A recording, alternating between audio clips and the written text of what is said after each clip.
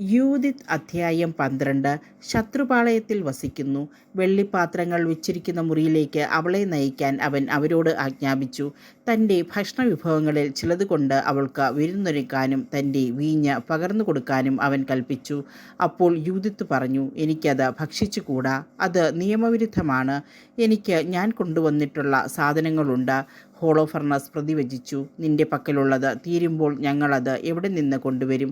നിന്റെ ജനത്തിലാരും ഇവിടെ ഇല്ലല്ലോ. യൂദിത്ത് പറഞ്ഞു, നാഥ, നിന്റെ ജീവനാണേ കർത്താവ് എൻ്റെ കരത്താൽ നിർവഹിക്കാൻ ഉറച്ചത് ചെയ്യും വരെ നിന്റെ ദാസിയുടെ കൈവശമുള്ള സാധനങ്ങൾ തീരുകയില്ല. അനന്തരം ഹോളോഫർണസിൻ്റെ ഭൃത്യന്മാർ അവളെ കൂടാരത്തിനുള്ളിലേക്ക് കൊണ്ടുപോയി. അർദ്ധരാത്രി വരെ അവൾ ഉറങ്ങി. പ്രഭാതത്തിനു മുൻപ് അവൾ ഉണർന്നു.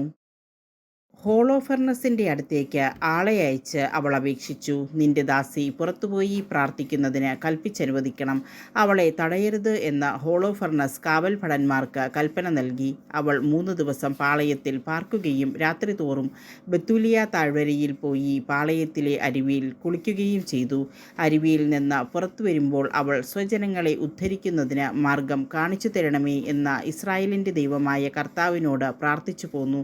അങ്ങനെ സംശുദ്ധയായി അവൾ കൂടാരത്തിലേക്ക് മടങ്ങുകയും അത്താഴം കഴിയുന്നതുവരെ അവിടെ തങ്ങുകയും ചെയ്തു. ഹോളോഫർണസിൻ്റെ വിരുന്ന്.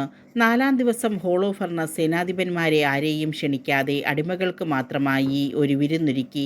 തൻ്റെ സ്വകാര്യ പരിചാരകനായ ഷണ്ഡൻ ബെഗോവാസിനോട് അവൻ പറഞ്ഞു, നീ പോയി നിന്റെ സംരക്ഷണയിലിരിക്കുന്ന ആ ഹെബ്രായ സ്ത്രീയെ ഞങ്ങളോടൊത്ത് ഭക്ഷിക്കാനും പാനം ചെയ്യാനും പ്രേരിപ്പിക്കുക.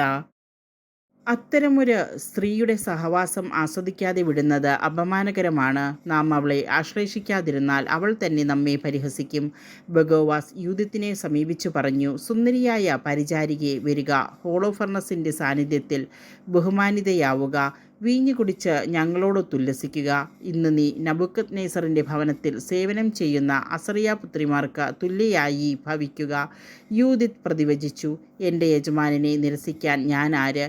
അവന് പ്രീതികരമായതെന്തും ഞാൻ നിശ്ചയമായും ഉടൻ അനുഷ്ഠിക്കും. മരണം വരെ അത് എനിക്ക് സന്തോഷജനകമായിരിക്കും. അവൾ എഴുന്നേറ്റ് തനിക്കിണങ്ങിയ എല്ലാത്തരം ആടയാഭരണങ്ങളും അണിഞ്ഞു. അവളുടെ നിത്യോപയോഗത്തിന് ബഗോവാസ് നൽകിയ മൃദുലമായ ആട്ടിൻതോൽ യൂദിത്തിന് ചാരിക്കിടന്ന് ഭക്ഷണം കഴിക്കേണ്ടതിന് ഹോളോഫർണസിൻ്റെ മുൻപിൽ ദാസി വിരിച്ചു. യൂദിത്ത് അകത്തു കടന്ന് അതിൽ ശയിച്ചു. ഹോളോഫർണസിൻ്റെ ഹൃദയത്തിൽ അവളെക്കുറിച്ചുള്ള അഭിലാഷം നിറഞ്ഞു. അവളെ സ്വന്തമാക്കാൻ അവൻ കൊതിച്ചു. ആദ്യമായി കണ്ടതുമുതൽ അവളെ കുടുക്കാൻ അവൻ അവസരം പാർത്തിരിക്കുകയായിരുന്നു. ഹോളോഫർണസ് അവളോട് പറഞ്ഞു, കുടിച്ച് ഞങ്ങളോടൊത്തുല്ലസിക്കുക. യൂദിത്ത് പറഞ്ഞു, പ്രഭോ, ഇപ്പോൾ ഞാൻ കുടിക്കും. എന്തെന്നാൽ ജനനം മുതൽ ഇന്നുവരെയുള്ള ഏത് ദിവസത്തെയും കാൾ ഇന്ന് എനിക്ക് എൻ്റെ ജീവൻ വിലപ്പെട്ടതാണ്. അതിനുശേഷം തൻ്റെ ദാസി പാകപ്പെടുത്തിയിരുന്ന ഭക്ഷണപാനീയങ്ങൾ അവൾ അവൻ്റെ മുൻപിൽ വെച്ച് കഴിച്ചു. ഹോളോഫർണസ് അവളിൽ അത്യധികം പ്രസാദിച്ചു. ജീവിതത്തിൽ ഒരിക്കലും കുടിച്ചിട്ടില്ലാത്തത്ര വീഞ്ഞ് കുടിക്കുകയും ചെയ്തു.